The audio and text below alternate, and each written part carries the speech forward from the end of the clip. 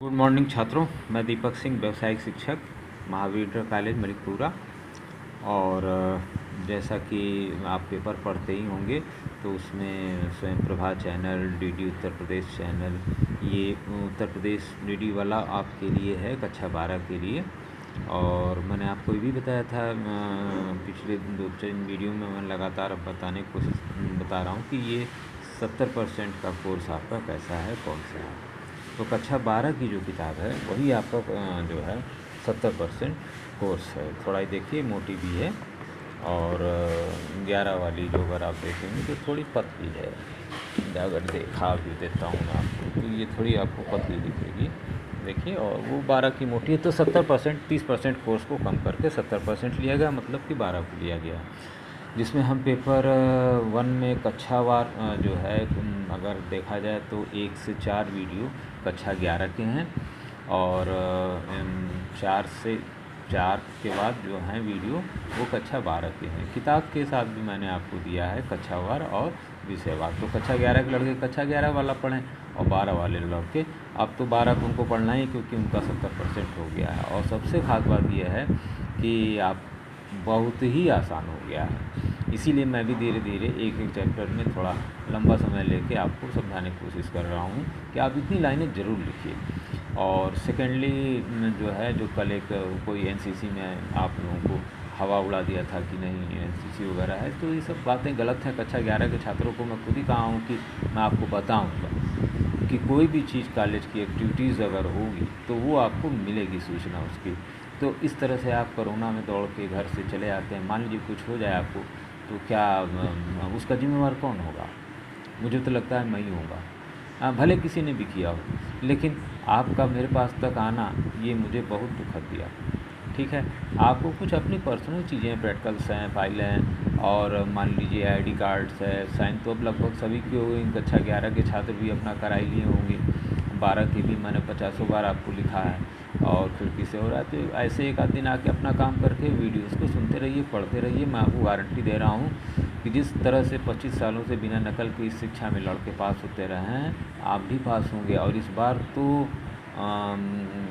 आप सोचिए कि बहुत ही आसान हो गया ये। और मैं आपको चूँकि कैपेसिटर संधारित पेपर 2 में ही पढ़ा चुका हूँ, तो मैंने आपसे कहा था कि पेपर 2 और 3 लगभग थोड़ा थोड़ा मिलते जुलते से पेपर हैं। तो आइए थोड़ा सा इसको देख लेते हैं। इसमें कैपेसिटर हम लोगों ने कल पढ़ा था कि कैपेसिटर जो है, कैपेसिटर की धारित्र की धारिता किस पे डिपेंड करती है? तो एरिया पे, उसके बीच की दूरी पे 2 प्लेट होती हैं, इन्हीं के बीच में कुचालक रख दिया जाता है, उसी कुचालक से हमको संधारित्र मिलता है। और इसका कार्य भी आपको वही डीसी सप्लाई को रोकता है, फिल्टर करता है, 2 विभागों को अलग करता है, जोड़ता भी है। तो इसका वर्गीकरण हमको देखना था कि ये 3 तरह के थे, स्थिर और समायोजनीय और परिवर्तनीय। तो स्थिर मतलब कि किसी कैपेसिटर का मान जो है, अगर उसका एक तो फैराडे साहब ने इसको खोजा था, और अगर उसका मान भी फैराडे में ही है, तो अगर वो मान स्थिर होते हैं तो डाइलेक्ट्रिक पेपर के रूप में इनका प्रयोग किया जाता है। उसे हम माइका कैपेसिटर कहते हैं। अगर आप यहाँ देखें, मैं पेज भी दे दूँगा आपको, क्योंकि हमें दोनों तरह से आपको पढ़ाना है, कक्षावार, विषयवार, और पेज भी आपको देने हैं। तो अगर मान लीजिए किताब नहीं भी है तो आप भी 2-2 3-3 पेज को पढ़ के, प्रतिदिन मैं आपको एक ही दूंगा वीडियो, घबराइए मत। कभी कभी ज़्यादा देता हूँ तो सिर्फ वीडियोज़ रहते हैं, लेकिन पेज मैं आपको ज़्यादा नहीं दूंगा।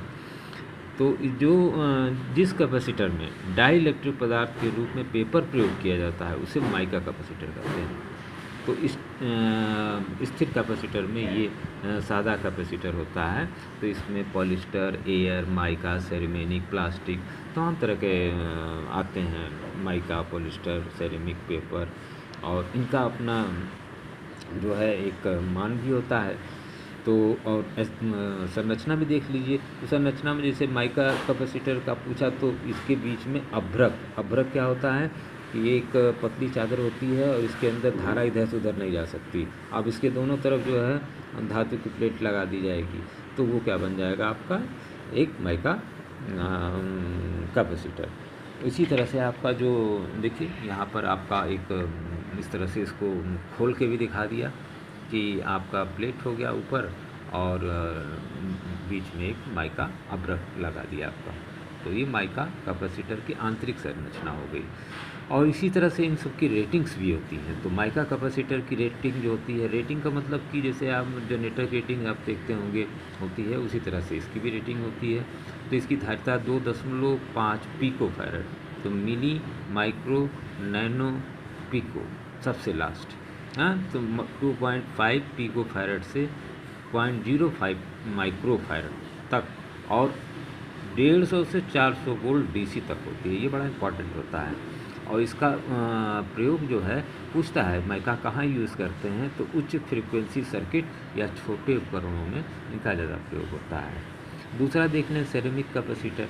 इसका भी रेटिंग सेरेमिक जो है ये एल्युमिनियम टिन धातु के बीच में डाइलेक्ट्रिक के रूप में सेरेमिक प्रयोग किया जाता है, इसलिए सेरेमिक भी आपका धारा को इधर उधर नहीं जाने देगा। आप घर में लगाते हैं तो वो चीज़ रहती है, तो उससे सेरेमिक कैपेसिटर कहते हैं।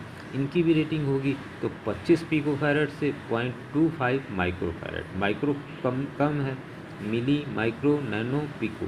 तो इसका मतलब कि 10⁻³ 10⁻⁶, माइक्रो 10⁻⁹ और पिको 10⁻⁻12। तो एक फैरड बराबर 10⁻⁻12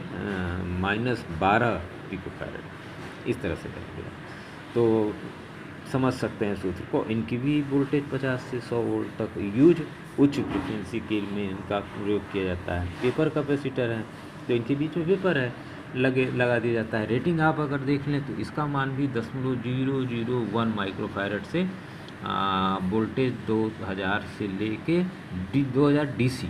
तो 2000 डीसी कार्यकारी वोल्टेज में कौन सा कैपेसिटर यूज किया जाएगा, तो सर पेपर। तो 1 नंबर का सवाल हुआ। और इसका उपयोग निम्न फ्रीक्वेंसी सर्किट में प्रयोग लाए जाते हैं। इलेक्ट्रोलाइटिक कैपेसिटर आपका बहुत ही इम्पोर्टेंट है। आप हर टीवी में हम देखेंगे, कहीं भी खोल के देख लें तो एक गोल गोल सा आपको दिखेगा एल्युमिनियम की पन्नी वाला प्लेट लपटा हुआ, और इस पे जो है इसमें प्लस माइनस इलेक्ट्रोलाइट के बीच में इलेक्ट्रोलाइट प्रयोग किया जाता है। जो भी चार्ज डिस्चार्ज साल्ट का घोल होता है इस प्रयोग करते हैं, इसलिए हम इलेक्ट्रोलाइट कहते हैं। और इसके भी 2 प्रकार के होते हैं, एक गीला टाइप और एक शुष्क टाइप, 2 प्रकार के। और इनकी भी रेटिंग होती है। फिल्टर सर्किट में भी इनका बहुत अच्छा उपयोग किया जाता है। देखिए इसका भी 1 माइक्रो फैरड से 2000 माइक्रो फैरड तक, और वोल्टेज 440 डीसी धारा। और उपयोग अगर आप करेंगे इसका तो एसी को डीसी में जब आप करते हैं तो डीसी को स्मूथ मतलब एक समान रखने के लिए, मतलब एक जैसा बनाए रखने के लिए इसको फिल्टर सर्किट में इसका प्रयोग होता है। मैं आपको बताऊंगा जब फिल्टर सर्किट, तो आप वहाँ पर इसको देखेंगे। तो आगे बढ़ते हैं दोस्तों, जिसमें टाइम में धीरे धीरे ही चलेंगे हम लोग। और इस तरह से फिर और एक इम्पॉर्टेंट आ जाता है, इसका जो आपका शुष्क होता है, इसका धारिता का मान भी 1 माइक्रो फैरड से 2500 माइक्रो फैरड तक, और कार्यकारी वोल्टेज 150 डीसी वोल्ट तक ही रहता है। तो ये इम्पोर्टेंट्स है। और उसके बाद समायोजनी कैपेसिटर में 2 तरह के होते हैं, ट्रिमर और पैडर। तो ट्रिमर और पैडर को हम लोग अगले वीडियो में लेंगे। वीडियो को लंबा नहीं करेंगे, धीरे धीरे पढ़ेंगे और 2-2 पेज पढ़ेंगे। और बहुत आसान हो गया है पेपर, क्योंकि इसमें आप सब लोग लगभग पास हो सकते हैं। और इसमें नकल तो खैर 25 साल से मेरा कोई छात्र नहीं किया आज तक, और ज़रूरत भी नहीं है। आप खुद ही पेपर देख लो, दोनों समान आधारित विषय पढ़ लो। सोचो कि उसमें आपको ग्रामीण विकास लिखना है, पर्यावरण लिखना है, और अपने आप को कैसे विकसित करेंगे, बढ़ाएंगे, पढ़ेंगे, ये लिखना है। तो उसमें नकल क्या करेंगे आप। और दूसरी चीज़ ये इलेक्ट्रॉनिक्स इतना ईजी है, हाथ में मोबाइल लेके घूम रहे हैं, किसी इलेक्ट्रॉनिक दुकान बैठ जाएंगे तो सारे उपकरण पता चल जाएंगे आपको। बहुत सी चीज़ें तो दुकान पे आप सिर्फ जाते जाते देखते देखते समझ जाएंगे, पूछ के भी। तो ये पूरा का पूरा प्रैक्टिकल है। तो ये जितनी थ्योरी मैं आपको दे रहा हूँ ये सब प्रैक्टिकल है। आप कहीं भी दुकान पे जाके इसको देख सकते हैं। जो दुकानदार हो सकता है अगर ना भी पढ़ा होगा, जानकार होगा, लेकिन आप इसकी अंदरूनी जानकारी प्राप्त कर ले जाएंगे, और आपके अंदर एक स्किल, दक्षता, कम से कम ये इलेक्ट्रॉनिक्स तो रहेगी, एनसीसी भी है तो और बेस्ट है। और परसेंटेज भी आपका इस बार ज़रूर, मुझे पूरा विश्वास है कि रजनीश यादव जी का जो रिकॉर्ड इस साल का बनाया उन्होंने 76%, उसको आप लोग तोड़ेंगे। और नकल को तो मैं कभी नहीं प्रश्रय दिया हूँ और ना ही दूँगा, और आप लोग भी मत दीजिएगा, ना सोचिएगा, और इसको आराम से आप पास करिएगा। आप सिर्फ वीडियो सुनते जाइए, पेज को थोड़ा सा पढ़ लीजिए, एक दिन में डाउनलोड करके पढ़ लीजिए। वीडियो तो आपको इसीलिए मैंने चैनल पर डाल दिया है कि वो हमेशा पड़ा रहेगा।